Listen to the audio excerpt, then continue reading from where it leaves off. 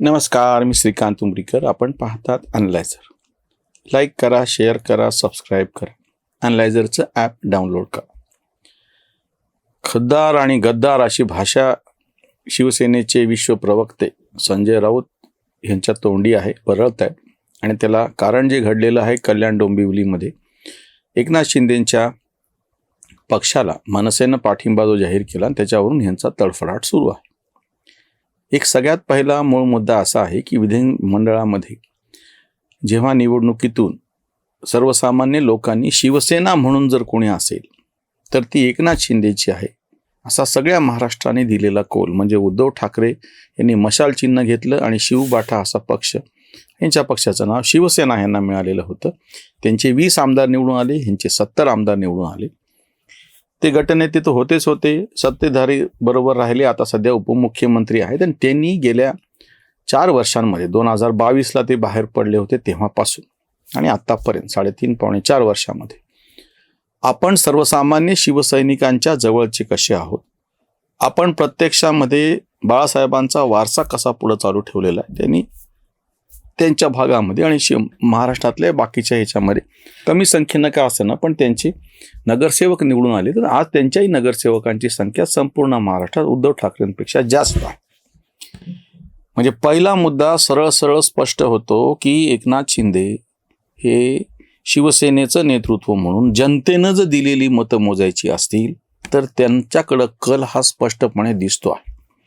दुसरा मुद्दा, ठाकरे ब्रँड म्हणत असताना, शिवसेनेची विचारसरणी म्हणत असताना, शिवसेनेची म्हणजे बाळासाहेबांचा वारसा वगैरे तो फक्त जैविक वारसा असत नाही, तो त्यांच्या घरापुरता असेल.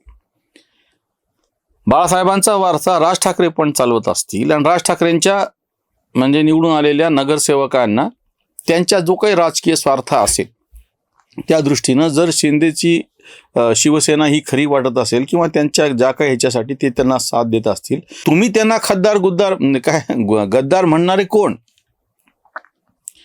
आणि शिंदेला साथ देणारे बाकी सगळे हेच आत्तापर्यंत कालपर्यंत यांचं बोंब होती ना की शिंदेंनी महापौर पदासाठी भाजपला पाठिंबा देण्याचं पाप करू नये.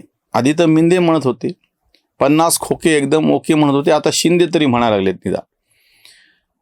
म्हणजे हे त्यांना मिंदे म्हणणार, त्यांना 50 खोके एकदम ओके म्हणणार, अचानक त्यांना साक्षात्कार झाला की नाही आता ह्यांना शिंदे म्हणलं पाहिजे. आणि आता जो कोणी भाजपच्या विरोधात असेल तो कोणी का असे ना त्याला आपण एकत्र करायचं आणि त्याच्यातून आपल्याला काहीतरी म्हणजे त्यांचा पराभव, ह्यांना तर फायदा काहीच नाहीये.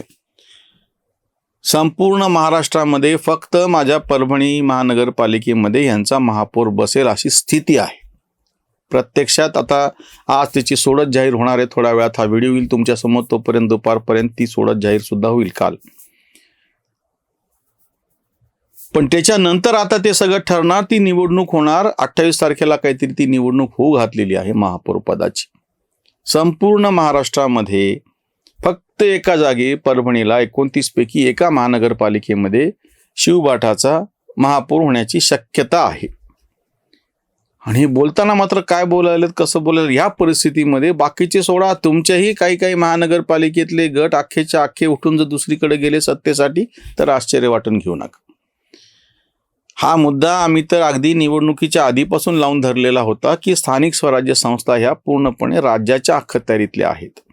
राज्य सरकारमध्ये जो बसलेला आहे त्याचं अक्षरशः ह्यांच्या डोक्यावरती हात असल्याच्या शिवाय ह्यांना पुढं काहीच करता येत नाही. अशा परिस्थितीमध्ये फार काही बाणीदार म्हणायचं, आव आणायचं आणि हे करायची काही गरजच नाही. तुम्ही जरी आव आणला तरी तुमचे माणसं निघून जातील.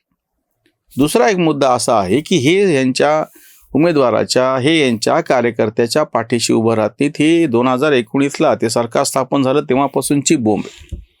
हा घरबशा मुख्यमंत्री आहे, वर्ल्ड बेस्ट सीएम, हे त्यांच्यासाठी पदवी असू शकते.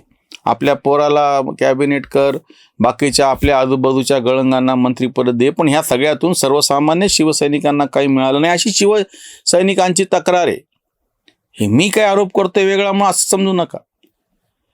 ती तक्रार आहे. तुमचे सहयोगी पक्ष असलेले अगदी काँग्रेसचे मुख्यमंत्री राहिलेले अशोक चव्हाण म्हणलेले आहेत की उद्धव ठाकरे फोन उचलत नाहीत. म्हणजे ही काय फक्त देवेंद्र फडणवीस यांनी केलेली तक्रार आहे असं नाही. शरद पवारांनी त्या मॅरेथॉन मुलाखतीत सांगितलं पक्ष चालवणं आणि सरकार चालवणं ह्याच्यामध्ये फरक कसा आहे. हे सगळं झाल्याच्या नंतर तुमचा अख्खा पक्ष निघून गेल्याच्या नंतर लोकसभेमध्ये एक थोडंसं बरं यश मिळालं आणि त्याच्यानंतर परत घसरण सुरू झाली. ते विजायच्या आधी मशाल, यांची मशाल आहे म्हणून मशालच म्हणतो, विजायच्या आधी मशाल मोठी व्हावी, तसं ते लोकसभेमध्ये त्यातल्या त्यात बरं. म्हणजे एक काळ तुम्ही ज्या भाजपनी तुम्हाला सडवलं त्या भाजपच्या काळात तुमच्याकडे 17 खासदार असायचे आणि जिथे सन्मानानं वागणूक आहे, 10 जनपदच्या उंबऱ्यावरती बसून सुद्धा तुम्हाला जो सन्मान मिळतो, मालकानी मोठ्या सन्मानानं तुकडा कुत्र्याच्या समोर फेकावा, तो सन्मान आहे.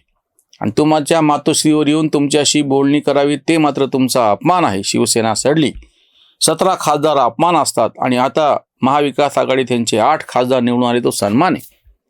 ह्यांचे काय जे काही शब्दकोश आहे उद्धव ठाकरेचा आणि त्यांचे ते हे प्रवक्ते बळू राऊत यांचा, तेच जाणे. तेव्हा तुम्ही बोंब करत होता शिवसेना सडली म्हणून, त्याचे काय परिणाम आहेत ते तुम्ही स्वतः बघता. ती विस्ता ती मशाल मोठी झाली. त्याच्यानंतर विधानसभा, त्याच्यात तुमचं पानिपत झालं, नगरपालिकेच्या निवडणुका त्याच्यामध्ये पानिपत झालं, महानगरपालिका त्याच्यात पानिपत झालं आणि आता विधान परिषद, जिल्हा परिषदांच्या अर्ज भरायची कालच शेवटची तारीख होती, परवा 21 तारीख. अजूनही यांचे डोळे उघडायला तयार नाहीत. अजूनही हे त्याच भ्रमात आहेत, कोण खद्दार, कोण गद्दार, कोण खुद्दार. मनसे असो, एकनाथ शिंदेचा गट असो, निवडून आलेले छोटे मोठे अपक्ष आणि पक्ष असो, हे सगळे तुम्हाला मी सांगतो, सत्ताधारी जिकडे असतील, जिधर बम उधर हम असं जे म्हणतात तसं, तिकडं ते निश्चित जातील. कारण की दुसरीकडं काहीही नाहीये किंवा आता ह्याही सरकारला पाठिंबा देण्यासाठी ज्याला गरज नाहीये, तरीही छोटे मोठे गट हे आवर्जून त्याच्या पाठीमागं जातात. आता ही परिस्थिती अशी आहे की सगळ्या महानगरपालिकांमध्ये सत्तेची समीकरणं, जे सध्याचे सत्ताधारी आहेत, महापौर पदाची समीकरणं त्यांना अनुकूल असतील असाच आम्ही शब्द वापरलेला आहोत. संजय राऊत ज्या पद्धतीनं आरडाओरडा करतायत, मनसेनं पाठिंबा दिला, ये तो झाकी है, काशी अयोध्या तो झाकी है, काशी मथुरा बाकी है. तसं कल्याण डोंबिवली झाकी है, संपूर्ण महाराष्ट्र बाकी आहे, अशी परिस्थिती आता आलेली आहे. उसंतवाणी, महाराष्ट्राचा हा कोण तो गद्दार, संजय फुतकार काढीत असे. मनसेने दिला शिंदेंना पाठिंबा, उबाठाच्या बोंबा सुरू झाल्या. सत्तेसाठी चाले सारी चुंबाचुंबी, आघाडी कुठं बी कुणाशीही. ठाकरेंनी केले मराठी मतांनी तुराटी केली. आता हातातून गेली मुंबईची सत्ता, हुकुमाचा पत्ता निसटला. हाती आता फक्त टोमणे केवळ आणि मळमळ सत्तेविन. कांतशेख चिल्ली वृत्तीची ही नांदी, आपुलीचं फांदी तोडी तोगा, आपुलीचं फांदी तोडी तिगा. या पक्षाचं अस्तित्व संकटात सापडलेलं आहे. महानगरपालिकेची निवडणूक झाली, तो काही मुंबईवरती मराठी माणसावर, महाराष्ट्रावरती घाला नव्हता, यांच्या अस्तित्वावरती होता. राज ठाकरेंना त्यांच्या नगरसेवकांना जर असं वाटलं असेल आपण सत्ताधाऱ्यांच्या बरोबर जाऊत म्हणजे आपलं अस्तित्व टिकेल, तर त्यांचा प्रश्न आहे.